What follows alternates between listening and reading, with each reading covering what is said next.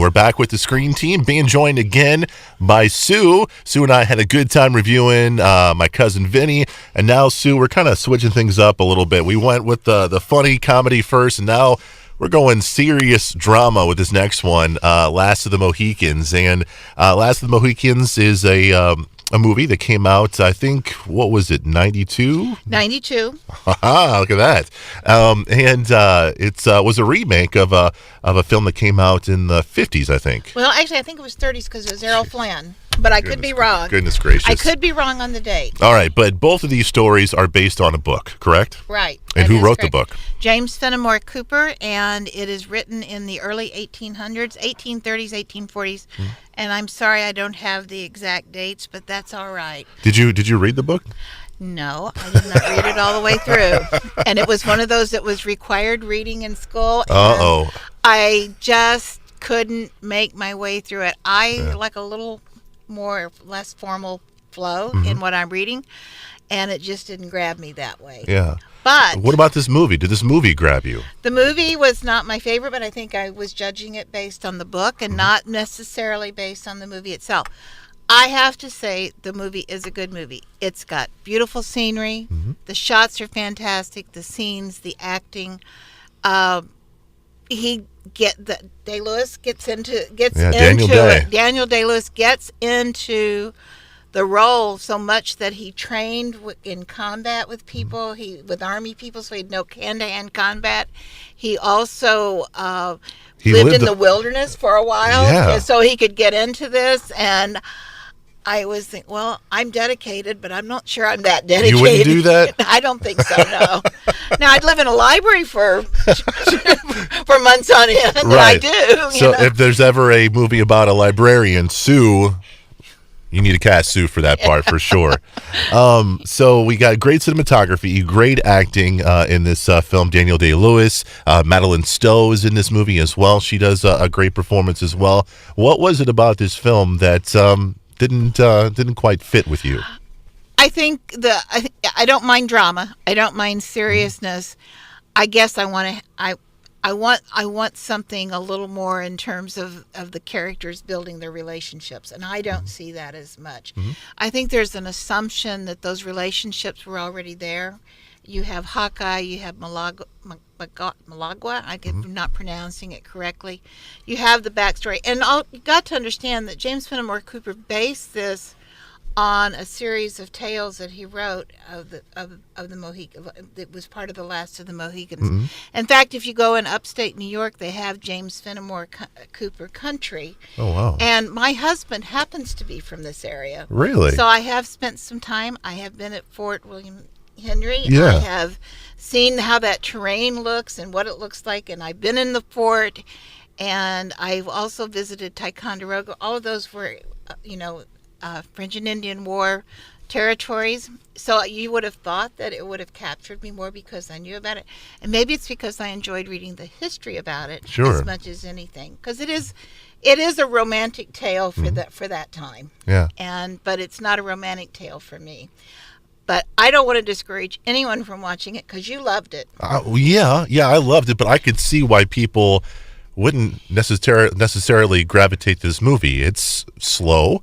It's I don't want to say boring, but some people could find it a bit boring. But I like history. I love American history. I love Daniel Day-Lewis, and his performance in this movie is outstanding. I will find you. You stay alive. I will find you. He's awesome. He's got the shirt off. He's got the long hair. He's always everybody's running in this film. It's amazing. No woman can resist him with his shirt off. That's true. All right, this woman. Forgive me, my husband. So did you watch this with your husband? Did he enjoy it? Joe happened to be out of town at the time. Yeah. So you have to understand, when I watch movies, I'm also doing something like needlework or something where so I can listen. I'm trying to listen as much as I am to watch it. Yeah. There is the drama. There is, how are they going to resolve this conflict? And to be fair, the conflict is resolved differently in the movie than it is in the book. Yeah, there's a lot of differences between the story Right. and the book. So if you are a fan of the book and you're expecting it to be, note for note, it's not going to be that No. way. But if you're someone who likes period costume, Mm-hmm. and I do, I love period costume. If you like to hear period mannerisms, and I love it when Montcalm and Monroe meet, and Right. Montcalm uses those extreme French mannerisms Yeah. and the graciousness that he shows there. So I don't want you to think I don't like it. I like it when they're in the village and the Shashem, I guess I'm pronouncing that correctly, speaks and he brings his judgment and his total seriousness on his face, no expression, so you don't know how he's going to go. Right. And then he gives his judgment. And keep in mind that Hawkeye is raised in that tribe and raised by the people, and as a result he knows the customs and he knows what he has to do in order to make an impression on those people. Yeah. So you do get the period, the history, and what's going on with everyone there. You also get great action. Now it's in little pieces, but you get it, especially the very end. I love the very end. We got our bad guy, played by Wes Studi. He is, what is he, a Mogwai? Magua is his name. Yeah. And he's the son of one of the higher ranking tribe members. Right. He's a bad dude. Bad dude. And they go and they're trying to rescue, the one Monroe girl at the very end. And Daddy's, spoiler alert, okay, I'm throwing a spoiler alert out there. Dad sees his son get struck down by Wes Studi, so he's like, oh no, and he comes and he just like takes out 10 guys, and then he does that somersault and he just knocks him. Oh man, it's so good. It's so good. We won't tell you the rest. Yeah, we won't tell you the rest, but It it's is awesome. good. It's awesome. Well, I have to tell one story on the director because the director did so many nighttime shots. In fact, the main battle scene at Fort William Henry is at night, and so you see the rocket's red glare, so to speak, going on at this time. And he shoots it over and over again. Mm-hmm. And he says, there's an orange light over there. Get that orange light out of there. And somebody said, Michael, it's the sun. In other words, they're at daylight, and the sun gets in the way. Been working a little too hard, I think. Yeah. Now, Sue, of course, we're here in early June. A lot of big things happening this summer at the library. What can people expect at the library? Well, we have the summer reading program going on, not just for children, it's for adults as well.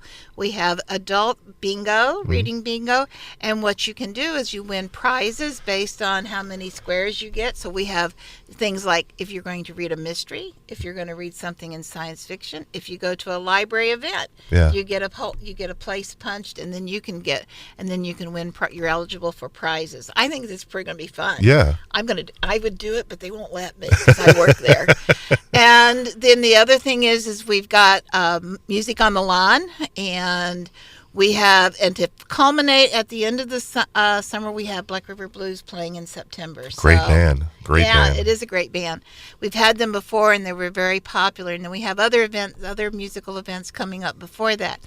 We have the children's program of the summer reading, and this year is going to be a reading store. So again, you earn points, and you get to go to the library store. Cool. And you win things. And we even have the tattoo, which is the winner from Book in the Bluff. So there you Very get nice. not a real tattoo for you parents out there. It's the kind that's temporary.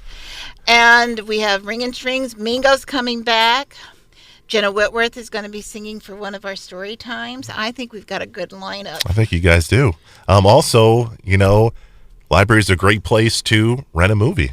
Well, and that's what people forget. And when we say the word rent, but it's really free with your library card, so you don't have to pay anything for the movies. And literally between the children's library, and I check out from the children's library because that's where all the Disney and Pixar stuff are, and Marvel, and some of the Marvel stuff. And this month, in fact, we just had a month of April was Marvel month, so that tells you that we even theme things around. Sure. So we have the latest and greatest films, as well as thousands, not just 100, not just 200, thousands of films. And we also have Hoopla, one of our databases. And with your library card, you can download full feature films Very from nice. Bluff. Yeah, you can rent. Not I keep saying rent. That's That's okay. what I do. But you can borrow a lot of great movies from old to new. I got The Graduate.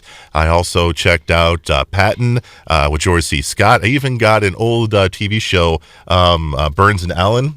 But there's even a lot of great new movies as well. I saw you guys had Blade Runner 2049, which I loved.